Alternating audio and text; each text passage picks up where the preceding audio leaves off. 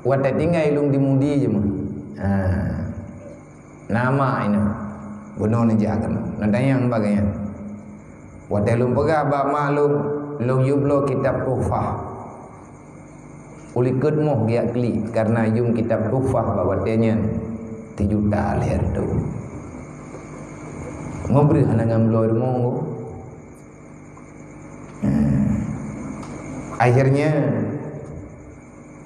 hanalah kitab tampilung wo gompong 2015 golongna kitab tuhfah. Dudona urang terkah na urang wakaf. Alhamdulillah baru lurumpaknya kitab tuhfah yang asli. Tapi punya kitab pribadi lung kitab fotokopi. Lung kopi karena hana pengen lo wadah dimudi je mah. Buat dengan kitab fotokopi.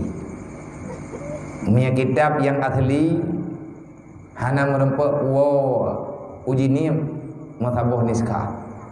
Karena kai perai lawaknya hidayah. Yang hana lumpi din perai kitab fotokopi. Kepa lung kena pelumah ba anak lung yang bahwa ya haji ia berjamun dengan kitab fotokopi. Sebab karena hana soblo yang ku bebut laginya lah kehendak Allah kepada kamu. Menanti ibunda yang nalung tumiki ke kitab bibit kawaknya antagai.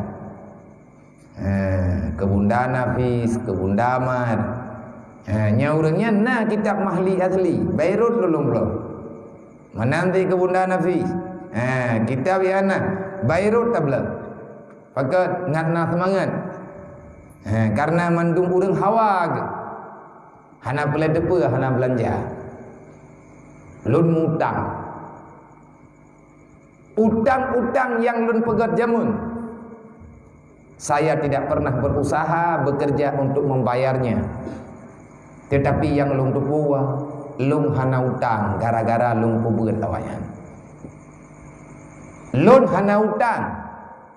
Bak lung putimang ada dalam bah perkara yatim.